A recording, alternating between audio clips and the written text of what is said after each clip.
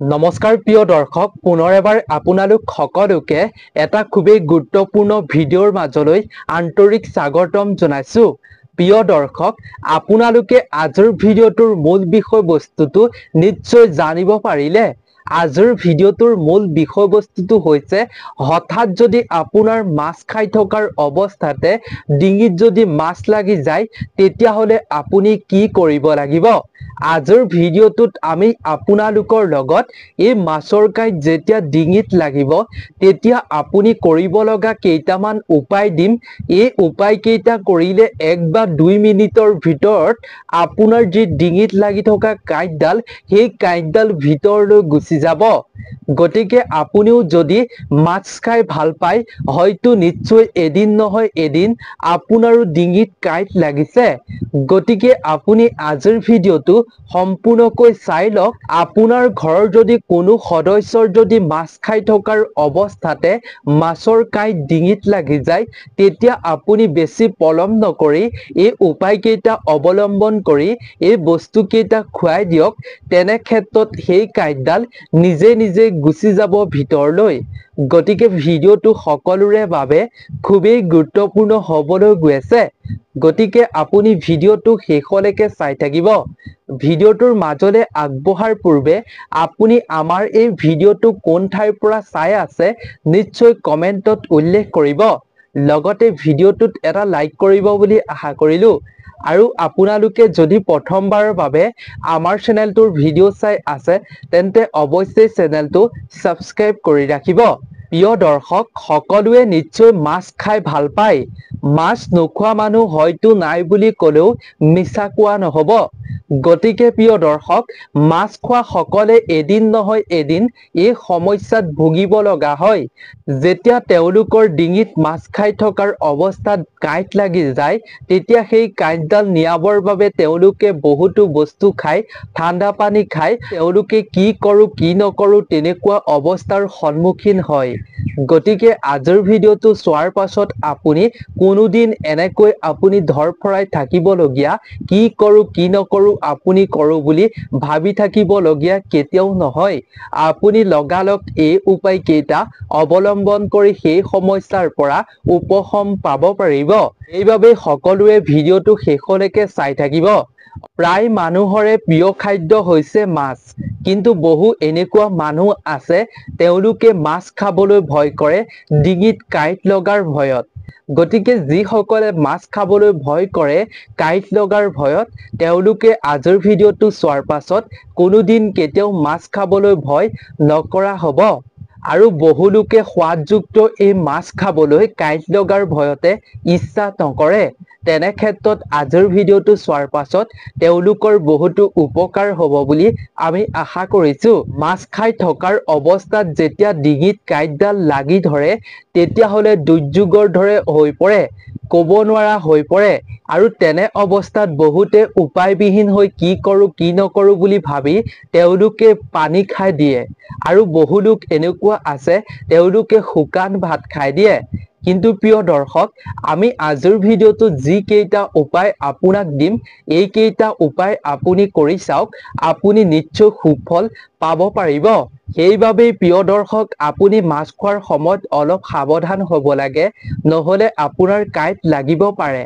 কাঁইট লাগিলে আপুনি এই উপায় কৰিবলৈ কেতিয়াও নাপাহৰিব। তেন্তে প্ৰিয় দৰ্শক, আহক আমি কি উপায় অৱলম্বন কৰিব লাগিব সুন্দৰভাৱে আমি এই ভিডিঅ'টোৰ জৰিয়তে জানি লওঁ।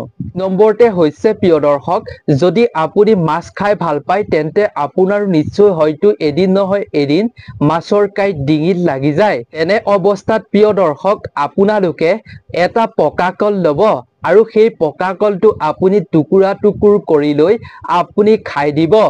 ইয়াৰ ফলত আপুনি সেই কাঁইটডাল ভিতৰলৈ নিয়াই আপুনি সকাহ পাব পাৰিব। 2 নম্বৰতে হৈছে প্ৰিয় দৰ্শক, আপোনাৰ যেতিয়া ডিঙিত কাঁইট লাগিব মাছ খাই থকাৰ অৱস্থাত তেনে ক্ষেত্ৰত আপোনালোকে কুহুমীয়া পানীত আপুনি নেমুৰ ৰস মিহলি কৰি সেই পানী আপুনি সেৱন কৰি দিব। ইয়াৰ ফলত আপোনাৰ ডিঙিত লাগি থকা কাঁইটডাল ভিতৰলৈ সোমাই গুচি যাব।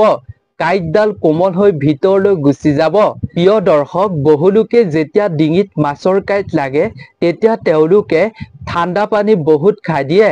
কিন্তু প্ৰিয় দৰ্শক, আপুনি ঠাণ্ডা পানী খোৱাৰ বিপৰীতে আপুনি অলপ কুহুমীয়া গৰম পানীত আপুনি নেমুৰ ৰস মিহলি কৰি আপুনি সেই পানী খাই দিব।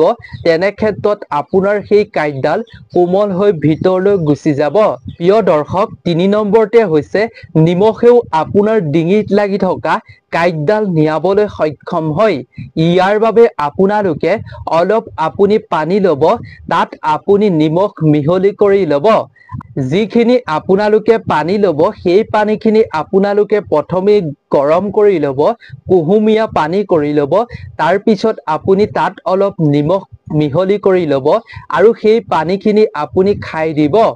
আপুনি সেই পানীখিনি খাই দিয়াৰ ফলত আপোনাৰ সেই কাঁইটডাল সহজতেই ভিতৰলৈ গুচি যাব। প্ৰিয় দৰ্শক, ৪ নম্বৰটোলৈ আগবঢ়াৰ পূৰ্বে ইমানলৈকে যদি আপুনি ভিডিঅ'টো চাই ভাল পাইছে তেন্তে ভিডিঅ'টোত এটা অৱশ্যে লাইক কৰিব। ৪ নম্বৰতে হৈছে প্ৰিয় দৰ্শক, যেতিয়া আপুনি সোৱাদযুক্ত মাছ খাই থকাৰ অৱস্থাত আপোনাৰ ডিঙিত কাঁইট লাগি ধৰিব, তেতিয়া আপুনি সেইখিনি সময়তে কিছু ভাত বা আপুনি ৰুটি টুকুৰা টুকুৰ কৰি আপুনি শুকান ৰুটি খাই দিব। আৰু যদি আপুনি ৰুটি খাব নোৱাৰে তেন্তে আপুনি ভাত লদা লদা কৰি আপুনি নিজৰ হাতেৰে মঠিয়াই লৈ আপুনি খাব পৰা জোখত লাডু বনাই লৈ শুকান ভাত আপুনি সেই ভাত খাই দিব। আৰু আপুনি সেই ভাতখিনি একেলগতে গিলি দিব, অৰ্থাৎ লাডুটো আপুনি একেলগতে গিলিব লাগিব।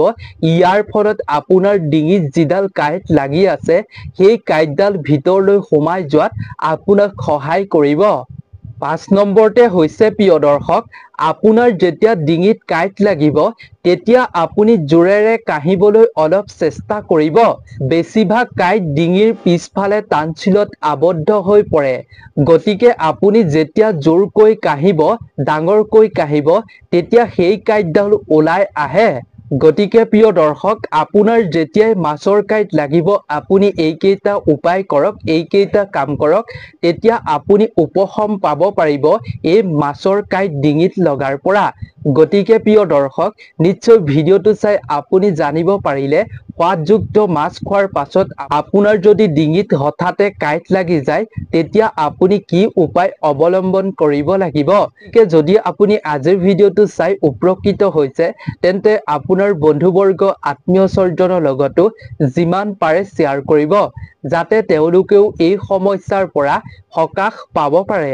গতিকে প্ৰিয় দৰ্শক, আজিৰ এই ভিডিঅ'টো ইমানেই আছিল।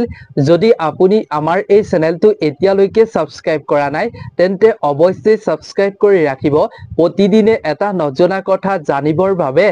গতিকে আজিৰ ভিডিঅ'টোৰ পৰা আমি বিদায় লৈছো।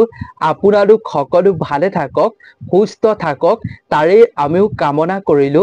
ধন্যবাদ।